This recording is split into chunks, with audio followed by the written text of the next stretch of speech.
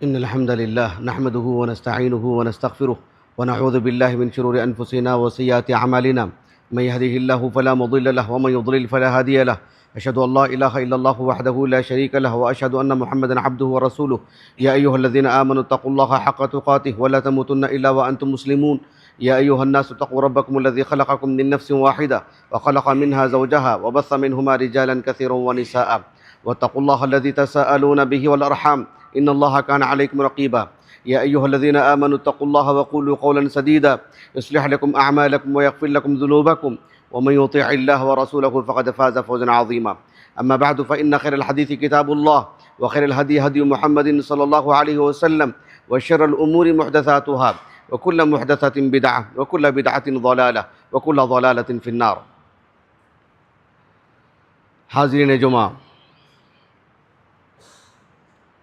آج کا یہ خطبہ جمعہ ان نیک سرپرستوں کے نام ہے اور ایسی صالح خواتین کے نام ہے جو اللہ سبحانہ و تعالیٰ کی فرما برداری میں پردہ کرتی ہیں. یہ جو موسم ہے موسم گرما ہے. ان ایام میں ہماری اپنی حالت مردوں کی، جن کو اللہ رب العالمین نے کسب کی ذمہ داری دے رکھی ہے، کمانے کے لیے مردوں کو باہر جانا ہی پڑتا ہے. اس کے باوجود گرمی برداشت نہیں ہو پاتی ہے، لیکن ہمارے گھروں کی خواتین، نیک سرپرستوں کی سرپرستی میں زندگی گزارتی ہوئی خواتین، صالح خواتین، گھر میں رہتے ہوئے بھی اگر بجلی چلی جائے تب بھی گرمی ہے، لیکن اگر انہیں کسی صورت باہر جانا ہو عبادتوں کے لیے، تعلیم کے لیے، خرید و فروخت کے لیے، زیارت کے لیے، ایسی صورت میں وہ کسی طور پر بھی برقع پہنتی ہیں. اللہ رب العالمین کی فرما برداری میں، اللہ رب العالمین کی رضا میں، اللہ سبحانہ و تعالیٰ کی قربت میں. ایسے میں اندازہ لگائیے اللہ سبحانہ و تعالیٰ کے ہاں ان کا کیا اجر ہوگا، کتنا بڑا مقام ہوگا. اگر ایک مسلمان تاجر جس کے برقعے کی دکان ہو، وہ اس نقطہ نظر سے دکان کھولا ہو کہ یہ جو برقع ہے اللہ رب العالمین کی فرما برداری میں ہے، یہ عام لباس نہیں ہے، اللہ رب العالمین کی قربت کا ذریعہ ہے اور ایک واجبی عمل ہے. صرف وہ ایک تاجر نہیں ہے بلکہ اللہ سبحانہ و تعالیٰ کے ہاں ایک ایک برقعے پر اس کے لیے اجر ہے. اگر ایک سرپرست، اس کی ماتحت جو خواتین ہیں، اس کی بیوی، اس کی بیٹیاں، اس کی والدہ، جو بھی ویسے تو مسلمانوں کا کوئی سرپرست ہو، ادارے کا کوئی سرپرست ہو، خاندان کا، گھر کا، اس کے زیر اشراف خواتین ہوں، ان کے لیے وہ برقع خرید کر کے دیتا ہے تو برقع خرید کے نہیں دے رہا ہے بلکہ اللہ رب العالمین کی فرما برداری میں ایک واجبی عمل انجام دے رہا ہے. ایک واجبی عمل، ایک واجب کام انجام دے رہا ہے. نماز روزے کی طرح، نماز روزے کی طرح برقع خرید رہا ہے. اندازہ لگائیے آپ، 1000 کا، 1500 کا، 2000 کا برقع خریدتا ہے، گویا کہ اللہ رب العالمین کی فرما برداری میں واجبی عمل انجام دے رہا ہے. اس کے لیے واجبی عمل کا ثواب ملے گا، مستحب عمل کا نہیں، واجبی عمل کا.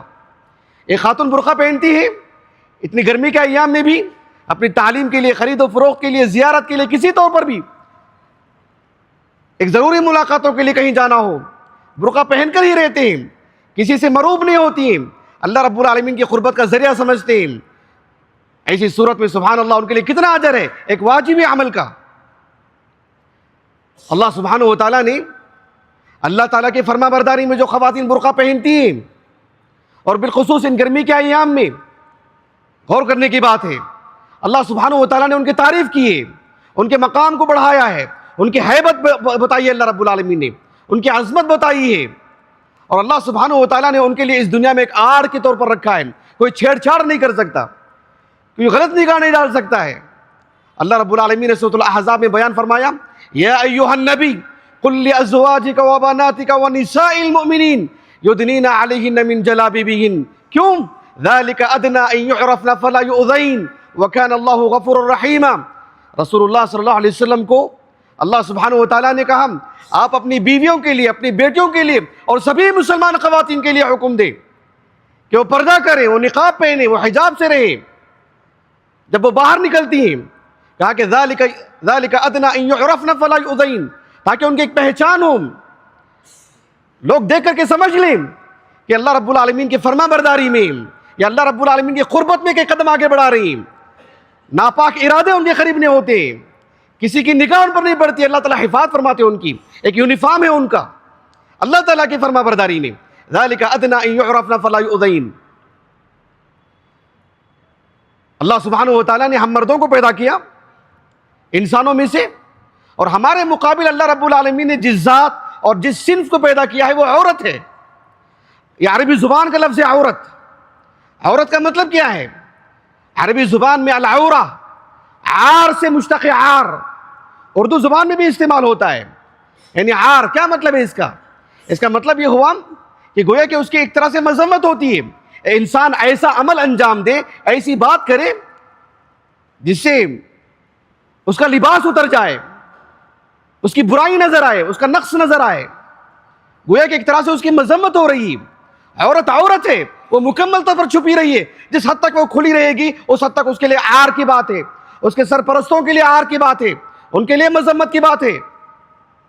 یہ جو العورہ یہ جو لفظ ہے قرآن مجید میں اپنے اصل معنی میں استعمال ہوا ہے. اسی سورۃ الاحزاب میں اللہ رب العالمین نے فرمایا وَإِذْ قَالَتْ طَائِفَةٌ مِّنْهُمْ يَا أَهْلَ يَثْرِبَ لَا مُقَامَ لَكُمْ فَارْجِعُوا وَيَسْتَأْذِنُ فَرِيقٌ مِّنْهُمُ النَّبِيَّ يَقُولُونَ إِنَّ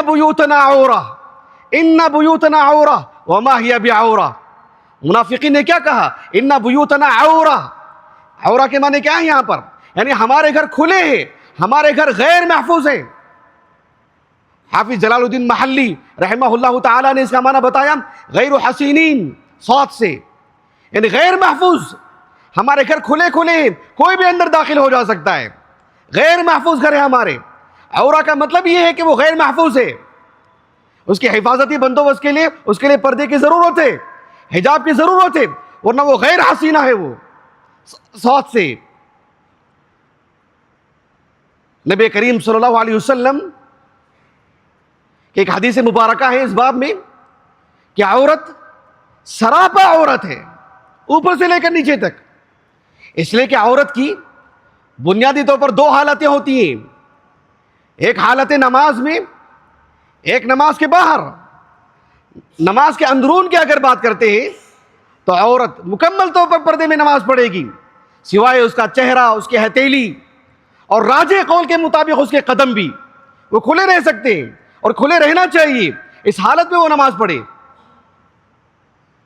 اور اگر نماز کے باہر کی بات ہو تو وہاں پر بھی دو صورتیں ہو سکتی ہیں، ایک اس کے محرم کے درمیان اور ایک اجنبی لوگوں کے سامنے. عورت جب اجنبی لوگوں کے سامنے ہو تو وہ عورت ہے، سر سے پیر تک وہ پردے میں رہے گی. نبی کریم صلی اللہ علیہ وسلم کی ایک حدیث جسے امام ترمذی رحمہ اللہ اپنی السنن کی ابواب الرضا میں لے کر آئے ہیں. امام ترمذی رحمہ اللہ نے حدیث پر حکم لگایا ھذا حدیث حسن صحیح غریب. شیخ البانی رحمہ اللہ نے بھی اس حدیث کو صحیح کہا ہے. عبداللہ بن مسعود رضی اللہ عنہ کہتے ہیں رسول اللہ صلی اللہ علیہ وسلم نے فرمایا المرأۃ عورہ، یعنی المرأة عربی زبان میں لڑکی کو کہتے ہیں، خاتون کو کہتے ہیں. کہا کہ خاتون سر سے لے کر پیر تک عورت ہے، وہ اس کا جتنا حصہ کھلا رہے گا اس کے لیے عار ہے، اس کے سرپرست کے لیے عار ہے، مذمت کی بات ہے. ایک اور حدیث اللہ کے رسول کی انہی الفاظ میں جو مسند البزار کی روایت ہے، عبداللہ بن مسعود رضی اللہ عنہ اس کے راوی ہیں، وہ کہتے ہیں انما النساء عورہ. یہ جو حدیث ہے سند کے اعتبار سے موقوف روایت ہے، لیکن معنی کے اعتبار سے مرفوع روایت ہے. شیخ محمد امین شنقیطی رحمہ اللہ تعالی اضواء البیان فی ایضاح القرآن بالقرآن میں کہتے ہیں کہ لہو حکم الرفع اذ لا مجال للرأی فیہ. عقل سے یہ بات نہیں کہی جا سکتی، کوئی صحابی اپنی رائے نہیں دیں گے یہ جو بات کہی جا رہی ہے بات ہی بتا رہی ہے کہ نبی کی بات ہے صلی اللہ علیہ وسلم. انما النساء عورہ، الفاظ پہ غور کیجئے، اسلوب پہ غور کیجئے. کہا کہ عورت عورت ہے، سراپا عورت. اس کا جتنا حصہ مردوں کے سامنے، اجنبی مردوں کے سامنے، اجانب کے سامنے کھلا رہے گا، اس کے لیے مذمت کی بات ہے، اس کے لیے عار کی بات ہے، عورت کے لیے بھی، اس کے سرپرست کے لیے بھی. اللہ کے رسول صلی اللہ علیہ وسلم نے فرمایا اگر ایک عورت گھر سے باہر نکلتی ہے، آپ صلی اللہ علیہ وسلم نے فرمایا فَإِذَا خَرَجَتْ اسْتَشْرَفَهَا الشَّيْطَانُ. اسْتَشْرَفَهَا الشَّيْطَانُ، جب ایک عورت گھر سے باہر نکلتی ہے تو ایک شیطان اس کی نگرانی میں لگا رہتا ہے. آپ تعجب کریں گے اللہ کے رسول نے جو لفظ استعمال کیا صلی اللہ علیہ وسلم، کہا کہ استشرفها الشیطان. عربی زبان میں استشراف کے معنی کیا ہیں؟ لغویین اور اہل المعانی اس کا مطلب یہ بتاتے ہیں کہ اصل الاستشراف، عربی زبان میں جب استشراف کہتے ہیں وضع الکف فوق الحاجب ورفع الرأس للنظر، یعنی جس طرح سے ایک انسان دور کی چیز دیکھنے کے لیے ایسے ہاتھ رکھتا ہے نا، وضع الکف فوق الحاجب ورفع الرأس للنظر، دور کی چیز دیکھنے کے لیے یا کسی کی نگرانی کرنے کے لیے ایسے جیسے ہاتھ رکھتا ہے اور دائیں بائیں دیکھتا ہے، اس کے لیے عربی زبان میں استشراف. گویا کہ شیطان کھڑا رہتا ہے.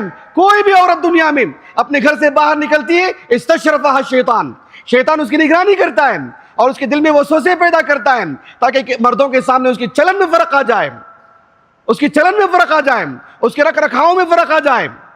اور اگر پردہ نہ ہو یقیناً اس کے لیے اور زیادہ بڑا معاملہ ہے. ایسی صورت میں کوئی خاتون اللہ کے خاطر پردہ کرتی ہے، پردہ عام لباس نہیں ہے، نماز روزے کی طرح عبادت ہے، اس کو عبادت کے طور پر انجام دینا چاہیے. اللہ کے رسول علیہ السلام کی ان حدیثوں کو سامنے رکھ کر امام ابو عبداللہ قرطبی رحمہ اللہ تعالی آپ کی جو تفسیر ہے الجامع لاحکام القرآن، اس میں آپ نے کہا کہ وقد تضمنت اصول الشریعہ من ان المرأة كلها عورة، شریعت کا تقاضا یہ، شریعت میں قرآن مجید کی آیتیں، احادیث مبارکہ، فہم صحابہ، ان سبوں کو سامنے رکھیں تو نتیجہ یہی نکلتا ہے کہ عورت کل کی کل ایسی ذات ہے کہ اجانب کے سامنے، اجنبی مردوں کے سامنے اسے مکمل طور پر ڈھانکا جائے. ان المرأة كلها عورة بدنها وصوتها، اس کا بدن بھی، اس کی آواز بھی. فلا يجوز کشف ذلك الا لحاجہ، صرف ایک ضرورت کے تحت وہ کسی سے بات چیت کر سکتی ہے. ضرورت کے تحت، کس اعتبار سے؟ ضرورتیں کیا ہیں؟ آپ نے کچھ ضرورتیں آپ نے بتائیں. ضرورتوں کی فہرست ہر ایک کے الگ ہو سکتی ہے، گھٹ سکتی ہے، بڑھ سکتی ہے. ابو عبداللہ القرطبی رحمہ اللہ تعالیٰ نے کہا کہ شہادت علیہا او دائن ببدنہا،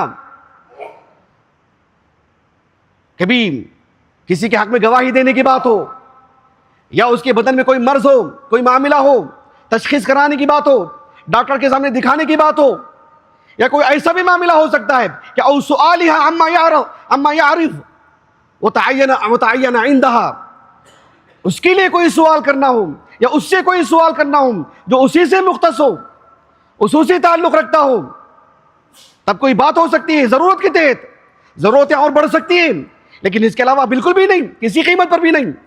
آج کے سوشل میڈیا کے دور میں بھی، پرانے زمانے میں بھی، جو خاتون اللہ سبحانہ و تعالیٰ کی رضا کے لیے، اللہ سبحانہ و تعالیٰ کی قربت کے لیے پردے میں رہنا چاہتی ہیں، مکمل طور پر اپنی شخصیت بھی، اپنی آواز بھی، اپنے سارے معاملات اللہ رب العالمین اسے بچا کے رکھتے ہیں. ایسی میں ان خواتین کے لیے اللہ رب العالمین کے ہاں خوب سے خوب اجر ہے. ان کے سرپرستوں کے لیے جو آج کے اس دور میں بھی صرف عبادتوں کے لیے نہیں، تعلیم کے لیے بھی، خرید و فروخت کے لیے بھی، شادی کا دن ہو تب بھی، موتا کا دن ہو تب بھی کسی تو پردے کا سودا نہیں کرتے. اللہ سبحانہ و تعالیٰ کی قربت میں کھٹک لانے نہیں دیتے، اللہ سبحانہ و تعالیٰ کی قربت میں فاصلے نہیں پیدا کرتے. یہ اللہ رب العالمین کی عظیم عبادت ہے. آج اس گرمی کے ایام میں، گرمی کے ماحول میں جو خواتین شریعت کے دائرے میں رہتے ہوئے پردہ کرتے ہیں، مکمل پردہ کرتے ہیں، ہزاروں خواتین کے سامنے اپنی پہچان رکھتے ہیں کہ اللہ کی فرما بردار ہیں، ان کے لیے سبحان اللہ کتنا عظیم اجر ہے، ان کے لیے بھی اور ان کے سرپرستوں کے لیے بھی۔ اور یاد رکھ لیجئے، یہ جو پردہ کیا جاتا ہے اس کو عادت نہ سمجھیں، اس کو ایک معمول نہ سمجھیں۔ جیسے کسی کی ٹوپی پہننا عادت ہو جائے، ٹوپی پہننا بھی ایک صالحین کی علامت ہے، یہ کوئی عادت نہیں، اس میں شعور آنا چاہیے۔ بالکل ویسے پردہ کرنے کی اگر بات ہو، یہ کوئی عام لباس نہیں ہے، ضرورت کا لباس نہیں ہے، بلکہ عبادت ہے، اللہ تعالیٰ کی قربت کا ذریعہ ہے۔ خریدتے وقت اس پر جو پیسہ صرف ہوتا ہے وہ عبادت میں پیسہ صرف ہو رہا ہے، اس کے سرپرست کا۔ پہنتے ہیں عبادت کے طور پر، تبھی اللہ سبحانہ و تعالیٰ کا اجر ملے گا۔ اگر ایک مسلمان عورت، اس کا جب انتقال ہو جائے، اللہ رب العالمین کے ہاں سے 2 اجر، اللہ پر ایمان لانے کا 1 اجر، پردہ کرنے کا 1 اجر۔ اگر ایک کافر عورت مرتی ہے اس کے لیے 2 سزائیں، ایک اللہ سبحانہ و تعالیٰ کے دین کو قبول نہ کرنے کی سزا، اللہ پر ایمان نہ لانے کی سزا، اور پردہ نہ کرنے کی سزا۔ سبحان اللہ۔ اور کیجئے آپ، تو جو عورت پردہ کرتی ہے اور اللہ کی خاطر کرتی ہے، عبادت سمجھ کے کرتی ہے، اسلامی تعلیمات کی روشنی بھی کرتی ہے، لیکن ہم دیکھتے ہیں برقع ایک فیشن ہے، کسی دکان کو جاتے ہیں، برقعے کی دکان کو، ایک شریف عورت، اللہ پر ایمان رکھنے والی عورت، اللہ تعالیٰ کی قربت حاصل کرنے والی عورت کبھی دکان سے باہر آ جاتی ہے، اس کے حساب سے برقع نہیں ملتا ہے، فیشن والا برقع ملتا ہے، فحاشی کا برقع ملتا ہے۔ اللہ رب العالمین کی قربت کا ذریعہ جو برقع ہونا چاہیے وہ برقع کبھی کسی دکان میں نہیں ملتا ہے۔ آفت ہے ایسی تجارت پر۔ اگر کوئی مسلمان برقعے کی دکان کھولتا ہے اس نیت کے ساتھ کہ برقع ایک عبادت ہے، اللہ تعالیٰ کی قربت کا ذریعہ ہے، اس کے حساب سے برقع رکھتا ہے اور اللہ پر توکل رکھتا ہے کہ 2 برقعے بک جائیں، لیکن ایسے لوگوں کے لیے برقع بک جائیں، ایسی صورت میں وہ ایک واجبی عمل انجام دے رہا ہے، حلال روزی کما رہا ہے۔ اللہ رب العالمین کے ہاں اس کا بڑا مقام ہے۔ اللہ سبحانہ و تعالیٰ حرام خوروں کے لیے دنیا کو نہیں رکھا ہے، جو اللہ تعالیٰ کی فرما برداری کرتے ہیں دنیا ان کے لیے بھی ہے۔ آپ نے دیکھا ہے جو نمازیں پڑھتے ہیں، اللہ کی عبادت کرتے ہیں، اللہ سبحانہ و تعالیٰ کی قربت حاصل کرتے ہیں، حلال حرام میں تمیز کرتے ہیں، بھوکے مر رہے ہیں، ان کے گھر والے بھوکے مر رہے ہیں، ان کے پیٹ میں پتھر باندھنے کی نوبت آ جا رہی ہے۔ ہرگز بھی نہیں، یہ دنیا حلال خوروں کے لیے ہے، اللہ کی قربت حاصل کرنے والوں کے لیے، صرف حرام خوروں کے لیے اللہ نے اس دنیا کو نہیں رکھا ہے۔ اس لیے اللہ پر بھروسہ رکھیں، اللہ پر توکل کریں۔ تو یہ جو برقع ہے عادت نہیں، ایک عبادت ہے۔ اللہ جزائے خیر دے، استنبول کے ایک عالم دین جو 13ویں صدی ہجری کے عالم دین ہیں، 1227 ہجری آپ کا سن وفات، آپ کی ایک تفسیر روح البیان، اس میں اس آیت کریمہ کی تفسیر میں آپ نے لکھا، آپ کا نام ہے اسماعیل حقی ابن مصطفیٰ الاستنبولی الحنفی رحمہ اللہ تعالی۔ آپ نے بعض علماء کے حوالے سے نقل کیا کہ یہ جو معاملہ ہے، اگر کوئی نقاب پہنتی ہے عورت، کوئی حجاب پہن لیتی ہے، اس وجہ سے پہنتی ہے کہ اس کی عادت ہے، اس کو اچھا لگتا ہے، اس وجہ سے نہیں پہننا چاہیے، اللہ تعالیٰ کی عبادت ہے، اس اعتبار سے پہننا چاہیے، اس اعتبار سے۔ تو آپ نے کہا کہ نقلہم الشارع عن مألوف العادہ الى مفروض العبادہ، یعنی انسان کی طبیعت، ایک عورت کی طبیعت، یا ہو سکتا ہے کوئی سرپرست یہ کہتا ہو کہ بھی نقاب پہن لو، حجاب سے رہو، اس لیے کہ مجھے اچھا لگتا ہے، ہمیں اچھا لگتا ہے، یا ہمارے خاندان کا کلچر ہے، اس اعتبار سے نہیں، اس اعتبار سے کہ اللہ کا حکم ہے اور ایسا ہی پہننا چاہیے، اس طرح کا برقع ہو، اللہ کو پسند ہو، ایسی صورت میں وہ گھر میں رہے تب بھی، وہ گھر کے باہر نکلے تب بھی وہ اللہ رب العالمین کی فرما بردار عورت ہے۔ میں نے جو شروع میں بات کہی آپ کے سامنے کہ جو خواتین ان گرمی کے ایام میں، موسم گرما میں اپنی ضرورت کے لیے باہر نکلتی ہیں، علاج و معالجے کے لیے، خاندانی ملاقاتوں کے لیے، عبادتوں کے لیے، تعلیم کے لیے، اور پھر برقع پہنتی ہیں اور اللہ کی خاطر پہنتی ہیں اور حساب سے پہنتی ہیں، ایسی صورت میں ان کا کتنا بڑا مقام ہے، ان کا کتنا بڑا مقام ہے، اور ان کے سرپرستوں کا کتنا بڑا مقام ہے، ان کے والد کا یا ان کے بھائی کا یا کوئی بھی سرپرست ہو، ایک مسلم معاشرہ ہو، کوئی ادارہ ہو، کوئی مسجد ہو، حتیٰ کہ کوئی ملک ہو جس کا سربراہ ایک مسلمان ہو، ایسے میں اگر وہ پردے کو لاگو کرتا ہے، ضروری قرار دیتا ہے، اللہ سبحانہ و تعالیٰ کا کتنا بڑا اجر ہے اس کا۔ ایک حدیث میں آپ کو سناتا ہوں، حدیث بہت معروف ہے، حدیث ہے سنن ابن ماجہ کی، اور حدیث سندن صحیح ہے، لیکن جو حدیث مجھے آپ کو سنانا ہے وہ ایک اور حدیث ہے. پہلے اس حدیث کو سناؤں تبھی وہ حدیث میں آپ کو سنا سکتا ہوں. عقبہ بن عامر رضی اللہ عنہ سے مروی ایک حدیث جسے امام ابن ماجہ رحمہ اللہ اپنے سنن کی کتاب الادب میں لے کر آئے ہیں. شیخ البانی رحمہ اللہ نے حدیث کو صحیح کہا ہے. رسول اللہ صلی اللہ علیہ وسلم نے فرمایا من کان لہ ثلاث بنات, اللہ سبحانہ وتعالی اگر کسی کو 3 بیٹیاں عطا کی ہو, فصبر